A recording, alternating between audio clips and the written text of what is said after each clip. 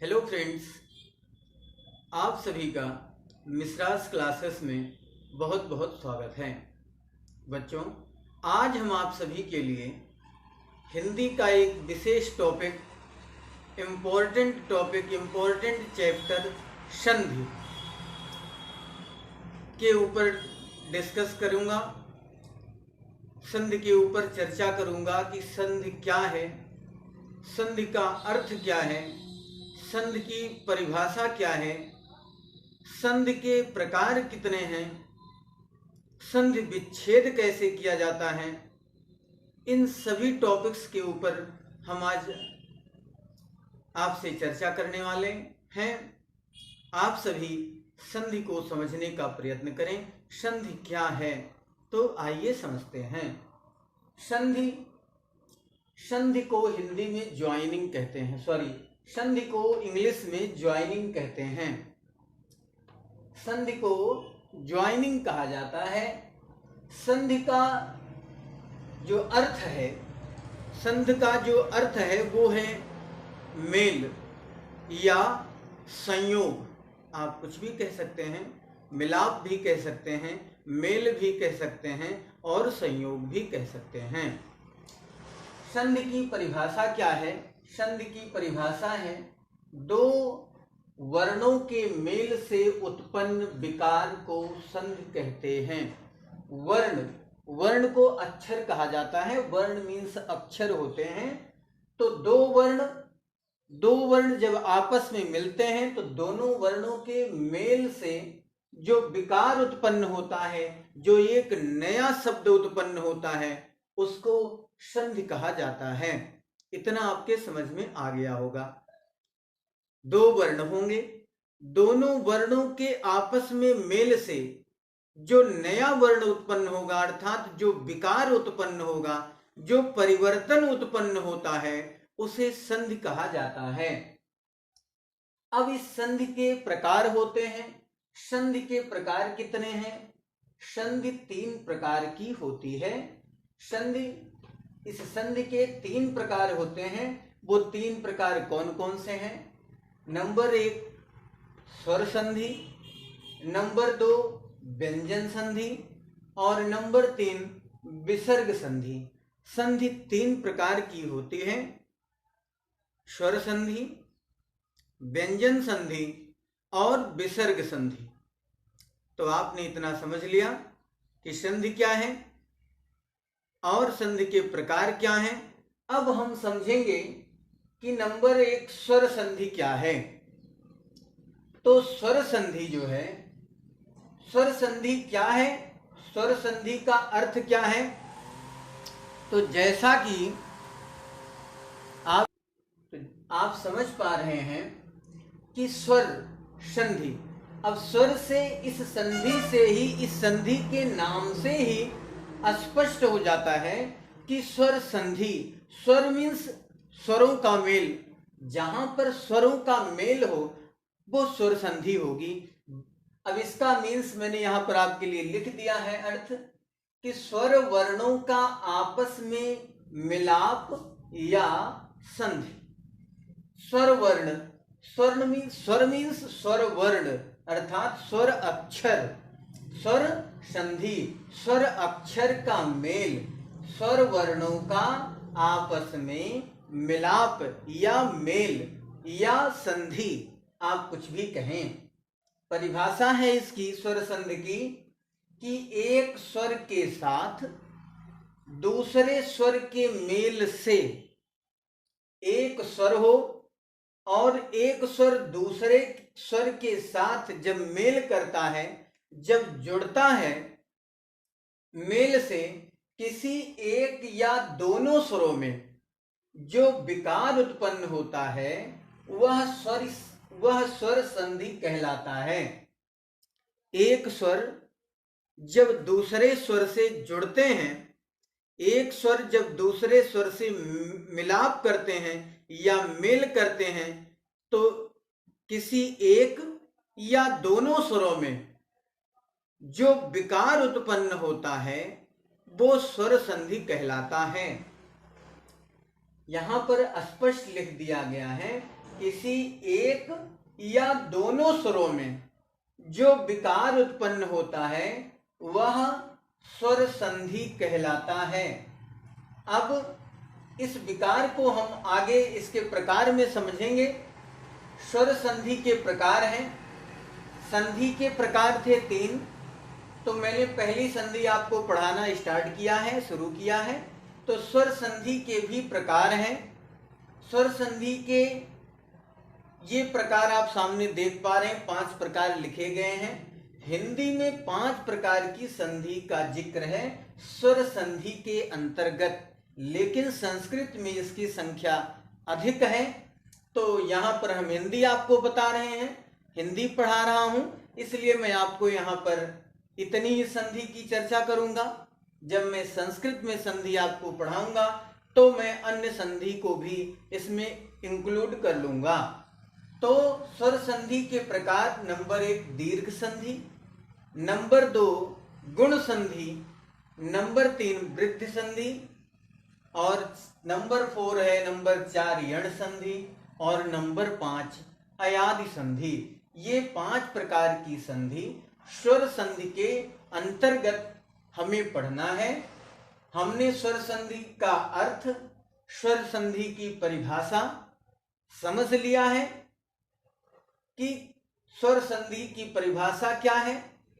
तो स्वर संधि के अंतर्गत जो पहली संधि आती है दीर्घ संधि, आप लोग उसे समझें और पढ़ें। तो फ्रेंड्स, यहां आपको दीर्घ संधि समझना है। दीर्घ, जैसा कि इसके अर्थ से ही पता चल रहा है कि दीर्घ का अर्थ होता है बड़ा, दीर्घ का मतलब होता है बड़ा। तो दीर्घ संधि, तो दीर्घ संधि मीन्स दीर्घ वर्णों का मेल, दीर्घ वर्णों का मेल, दीर्घ अक्षरों का या बड़े वर्णों का मेल। तो सबसे पहले आपको क्या है, इसकी परिभाषा समझना है। तो परिभाषा में हमने लिखे हैं कि जब 2 ह्रस्व या दीर्घ स्वर मिलकर दीर्घ स्वर बनाते हैं तो ऐसी संधि को दीर्घ संधि कहा जाता है। तो इसके पहले आपको स्वर समझना आवश्यक है कि हिंदी में स्वरों की संख्या कितनी है। तो हिंदी में स्वरों की संख्या 11 है। 11 स्वर हिंदी में प्रमाणित माने गए हैं, जो इस प्रकार लिख दिए गए हैं। स्वर की संख्या क्या है, तो आ, ई, ऊ, री, ए, ऐ, ओ, औ। ये 11 स्वर हैं, इनको जानना अति आवश्यक है। परिभाषा है दीर्घ संधि की कि जब 2 ह्रस्व माने छोटा अक्षर या दीर्घ मीन्स बड़ा अक्षर, बड़ा स्वर, जब 2 ह्रस्व छोटा स्वर या दीर्घ स्वर मिल करके दीर्घ स्वर बनाते हैं तो ऐसी संधि को दीर्घ संधि कहा जाता है। तो ऐसी संधि को दीर्घ संधि कहा जाता है। आप यहां पर समझ लें कि जब ह्रस्व या दीर्घ, जब 2 ह्रस्व या दीर्घ, चाहे ह्रस्व हो या दीर्घ स्वर हो, दोनों मिल करके जब दीर्घ स्वर बनाएं तो ऐसी संधि को दीर्घ संधि कहा जाता है। ये बात आप ध्यान से समझ लें। तो यहां पर आप समझें, जैसे ये ह्रस्व है और ये दीर्घ है, आ ह्रस्व है और ये आ दीर्घ है, तो आ और आ मिल करके जो दीर्घ स्वर बनाएंगे वो आ हो जाएगा। ये दीर्घ स्वर और ये दीर्घ स्वर मिल करके जब एक दीर्घ स्वर बनाएंगे तो ये दीर्घ स्वर हो जाएगा, तो वो दीर्घ संधि होगी। चाहे ह्रस्व हो या दीर्घ हो, दोनों आपस में दोनों का मेल होगा तो जो दीर्घ स्वर बनेगा, जो विकार उत्पन्न होगा, वो दीर्घ संधि कहलाएगी।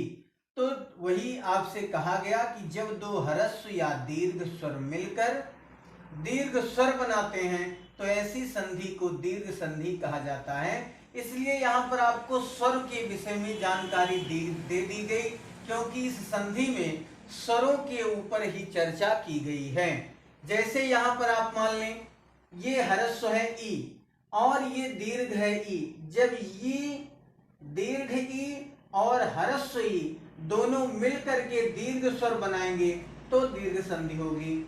जब ये दीर्घ ई और ह्रस्व ई मिलकर के एक नया शब्द बनाएंगे, नया दीर्घ शब्द बनाएंगे तो वहां पर दीर्घ संधि होगी। इस तरीके से ह्रस्व उ और ह्रस्व और दीर्घ उ, जब ह्रस्व उ और दीर्घ उ मिलकर के एक दीर्घ स्वर बनाएंगे तो वहां पर दीर्घ संधि होगी।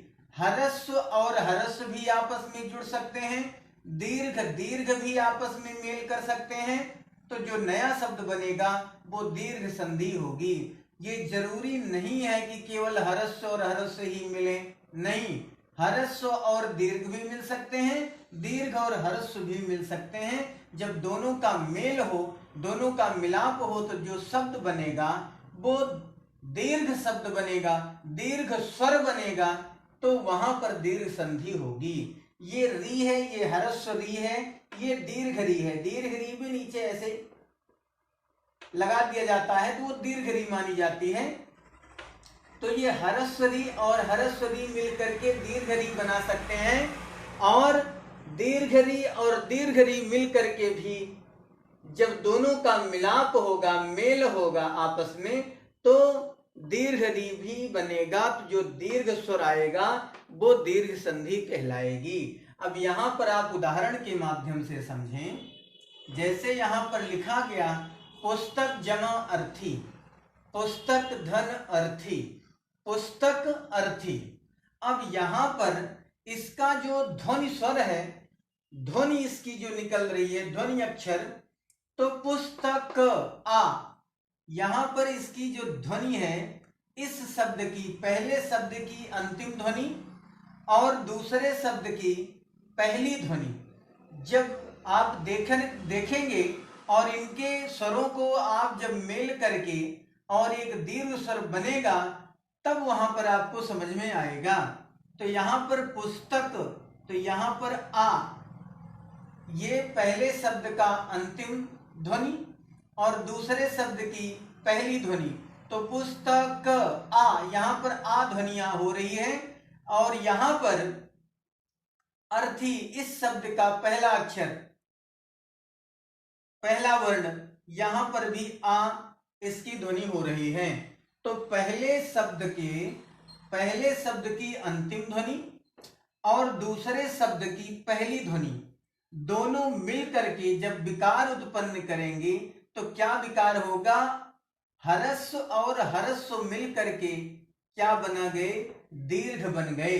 तो यहां पर जब आप लिखेंगे पुस्तक प्लस अर्थी, अब यहां पर आ और ये आ, अब इसको हम जब आपस में जोड़ेंगे तो ये क्या बन जाएगा? यहां पर आ, ये आ हुआ और यहां पर ये आ, तो इसको जब हम मेल करेंगे दोनों का तो क्या हो जाएगा? पुस्तक, पुस्तकार्थी। क्या हो जाएगा? पुस्तकार्थी, पुस्तकार्थी।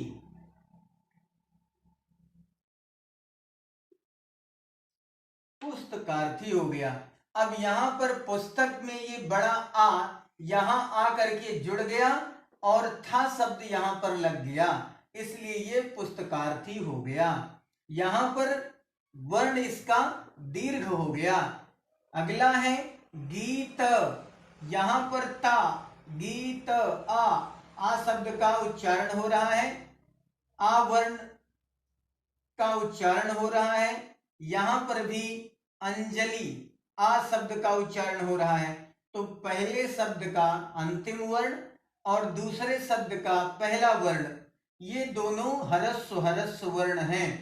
तो इनको जब इनका मेल हुआ तो ये दीर्घ वर्ण बन गए। अब इनको जब हम जोड़ेंगे तो कैसे जोड़ेंगे? गीत जमा अंजलि, अंजलि। अब यहां पर गीतांजलि, अब जब ये गीत अलग अलग है दोनों शब्दों को, तो इनके बीच में जो ये आ है उसको यहां पर जोड़ेंगे तो गीतांजलि हो जाएगा। तो कैसे हो जाएगा? गीतांजलि, गीत, गीतांजलि,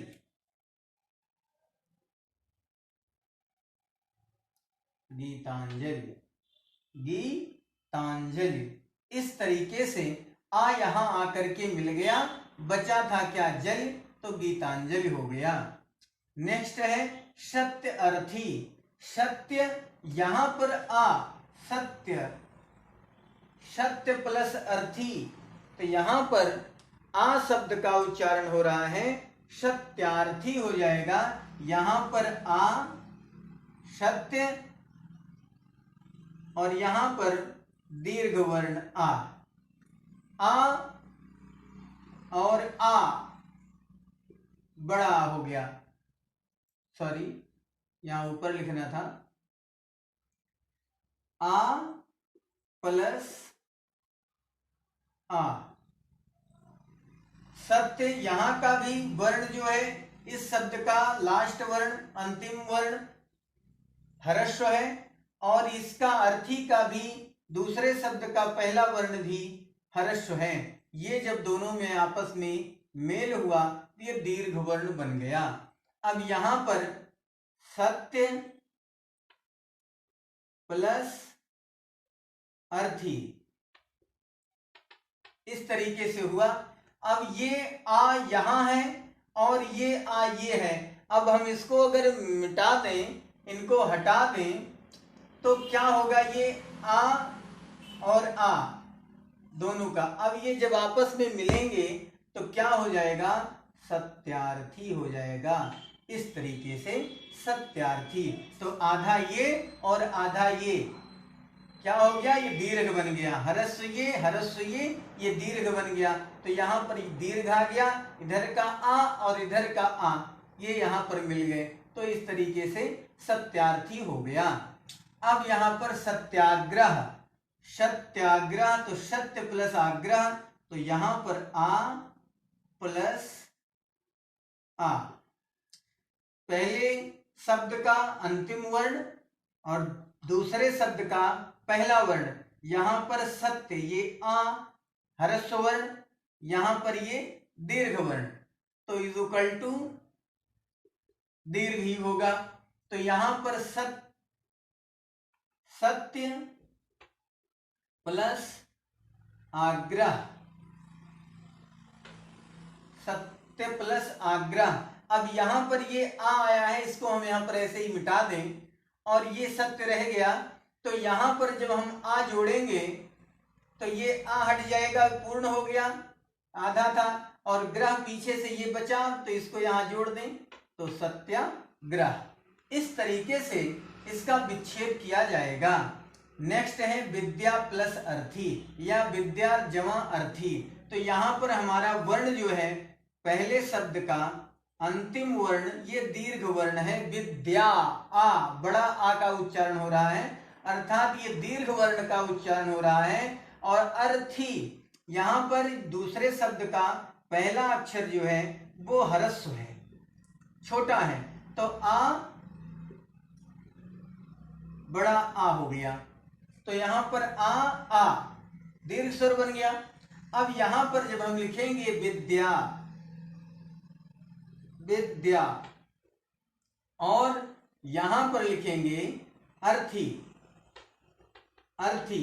अब ये हमारा अर्थी शब्द ये हाफ है, यानी हरस्व है। अब हम इसको मिटा देंगे यहां से और इसको यहां ले आएंगे, दीर्घ ये बना ही है, तो क्या बन जाएगा? विद्यार्थी। इस तरीके से।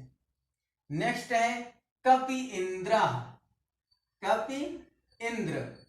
तो यहां पर कपि ई, कौन सा अक्षर आ रहा है? कपि, कपि ई प्लस जमा ई, यहां पर ई और ई, तो क्या हो गया? दीर्घ स्वर बन गया। ह्रस्व ई और ह्रस्व ई मिल करके दीर्घ स्वर बना दिए, तो बन गया ई। अब यहां पर कपि जमा इंद्र, तो यहां पर क्या हो जाएगा? कपि जमा इंद्र। कैसे करें इसको? तो आप देख रहे होंगे यहां पर ई है और यहां पर ई है, तो इसको हम जब हटा देंगे तो ये इंद्र हो जाएगा। तो इस तरीके से कपि ई, तो ये बड़े, जब बड़ा दीर्घ उच्चारण हो रहा है तो इसको भी हटा देंगे और इसको भी हटा देंगे। अब बचा क्या? जब दोनों को लिखेंगे तो कपींद्र हो जाएगा, कपींद्र। वो मात्रा जो छोटी ई की थी, जो इस ई की ह्रस्व की मात्रा और इसकी तो दीर्घ की मात्रा हो गई इस शब्द पर, और जो शेष बचा शब्द था उसको पीछे से ऐड कर दिया गया, जोड़ दिया गया, तो कपींद्र हो गया। नेक्स्ट है रवींद्र, रवि प्लस इंद्र। अब यहां पर भी ह्रस्व ई, क्योंकि छोटी ई की मात्रा लगी है, और यहां पर ई ये भी ह्रस्व हुआ। तो इस तरीके से जब दोनों ह्रस्व ह्रस्व का मेल हुआ तो दीर्घ हो गया। तो यहां पर क्या करेंगे? इसको कर देंगे रवींद्र, इसको क्या कर देंगे? रवींद्र कर देंगे, रवींद्र। यहां पर रवींद्र, रवि प्लस इंद्र। यहां पर ये ह्रस्व है और ये ह्रस्व है। अब इनको दोनों जब मिलेंगे तो ये दीर्घ हो जाएंगे, ये दोनों मिलेंगे तो दीर्घ हो जाएंगे। तो ये कैसे लिख दिया जाएगा? ये इस तरीके से लिख दिया जाएगा। किस तरीके से लिख दिया जाएगा? रवींद्र लिख दिया जाएगा, रवींद्र, इस तरीके से। अब यहां पर हरि, तो हरि शब्द का अंतिम वर्ण, अंतिम ध्वनि क्या हो रही? हरि, ई, अंतिम ध्वनि। और दूसरे शब्द की पहली ध्वनि यहां पर ई, ये ह्रस्व है वर्ण और ये दीर्घ वर्ण है, दोनों मिल करके दीर्घ स्वर का निर्माण किए, दीर्घ स्वर बनाए। तो यहां पर हरि ईश तो हो जाएगा क्या? हरीश, हरीश हो जाएगा। क्या हो जाएगा? हरीश हो जाएगा। इसी तरीके से इधर है गिरीश, यहां पर गिरी, गिरी, इसका जो पहले शब्द का जो अंतिम वर्ण है, वो वर्ण की जो ध्वनि है वो ह्रस्व है, ई, गिरी, गिरी। तो जो इस शब्द की, जो पहले शब्द की अंतिम ध्वनि है वो ह्रस्व है, और दूसरे शब्द, इस शब्द की जो पहली ध्वनि है वो दीर्घ है। तो ये दोनों ह्रस्व और दीर्घ मिलकर के दीर्घ स्वर का निर्माण किए, तो यहां पर दीर्घ संधि हुई। अब यहां पर आप देखें गिरी, गिरी जमा ईस, अब गिर जमा ईस। अब यहां पर ये ई आ गया दीर्घ, इसको हम यहां से हटा देंगे, और ये ई जो है ये इस तरीके से हो जाएगी। इसको इस तरीके से लिखना होगा गिरीश, गिरीश, गिरीश, इस तरीके से हो जाएगा। यहां पर महती इच्छा, तो महती इच्छा, तो यहां पर जो पहले शब्द का अंतिम वर्ण है, अंतिम ध्वनि है, वो है ई, महती, ये दीर्घ वर्ण है, और ये भी इच्छा, ये भी दीर्घ वर्ण है। तो दीर्घ वर्ण और दीर्घ वर्ण मिल करके क्या बना दिए? दीर्घ वर्ण बना दिए। तो यहां पर महती इच्छा, तो महती प्लस इच्छा, महती जमा इच्छा। अब यहां पर ये इच्छा, ई और इधर ती, तो यहाँ पर ये ई जो है वो यहाँ आ गई है महती में, तो इसको हम हटा देंगे तो क्या हो जाएगी, तो महतीच्छा हो जाएगी, तो पूर्ण हो जाएगी। तो ये इस तरीके से हो गई महतीच्छा। नेक्स्ट है भानु प्लस उदय, ये भी स्वरवर्ण है। यहां पर भानु, भानु भानु कोई शब्द नहीं है, भानु भानु मीन्स सूर्य, जिसका अर्थ होता है वास्तविक अर्थ, वहां पर भानु, तो यहां पर भानु, तो यहां पर हरस्व वर्ण का उच्चारण हो रहा है। पहले शब्द की अंतिम ध्वनि जो है वो हरस्व है उ, और दूसरे शब्द की जो पहली ध्वनि है वो है हरस्व। तो हरस्व हरस्व मिल करके दीर्घ स्वर का निर्माण किए। तो यहां पर भानु उदय। अब यहां पर आपको क्या करना है, जब ये और ये दोनों मिलेंगे तो दीर्घ स्वर बन जाएगा। तो यहां पर कैसे हो जाएगा, भानुदया, भानुदय, ये दीर्घ बन जाएगा इस तरीके से, भानुदय। जैसे साधु प्लस उपदेशा, तो साधु, ये यहां साधु साधु इस तरीके से लिखा जाएगा। किस तरीके से लिखा जाएगा, साधु लिखा जाएगा।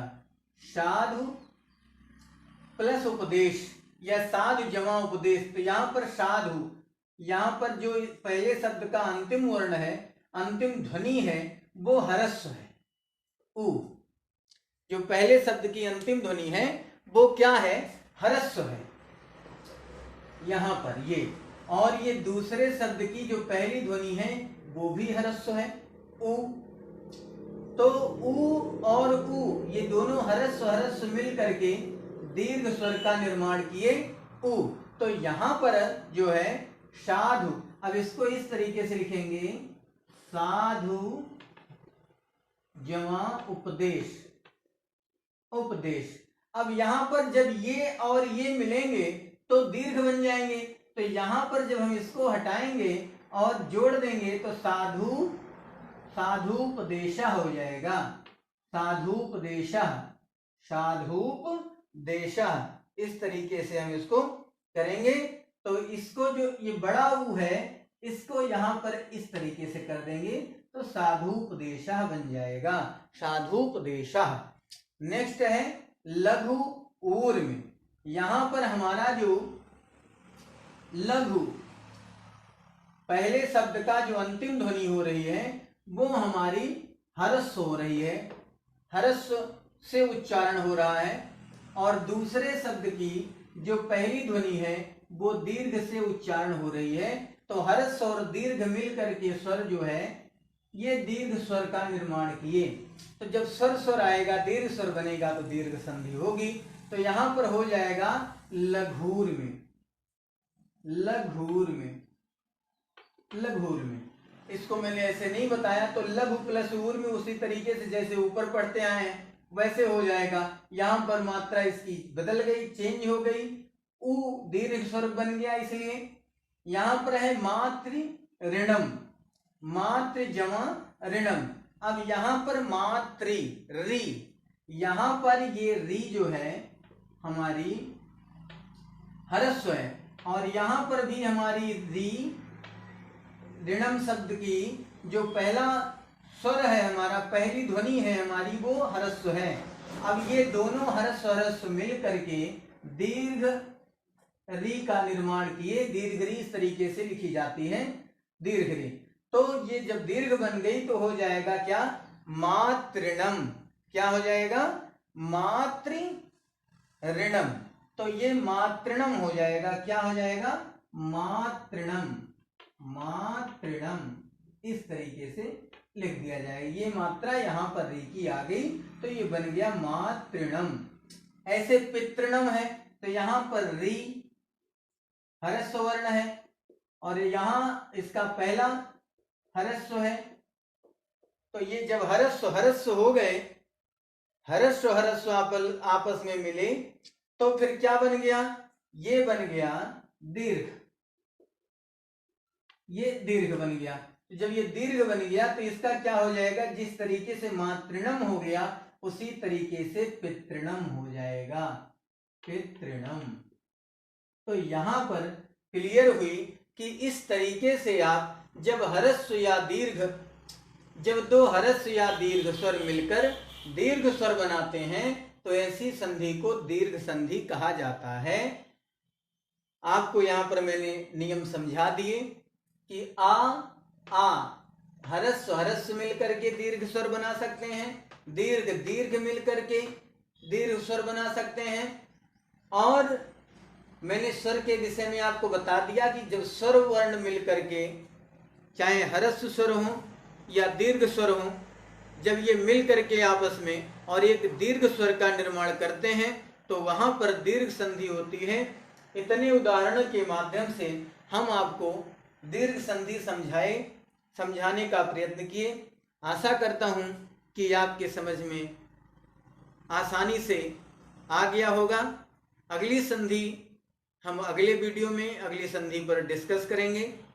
आप सभी जो कोई भी इस वीडियो को देख रहे हैं, यदि आपको हमारी वीडियो पसंद आ रही हो और आप मेरे चैनल पर यदि नए हैं तो आप मेरे चैनल को सब्सक्राइब कर लें, बेल आइकन को प्रेस कर लें, वीडियो को लाइक कर दें और शेयर करना ना भूलें। यदि आपको संधि से संबंधित कोई जिज्ञासा हो, कोई इच्छा हो, आप कुछ कहना चाह रहे हैं तो आप कमेंट के माध्यम से हमें सूचित कर सकते हैं। आशा करता हूं कि ये आपके लिए उपयोगी होगी।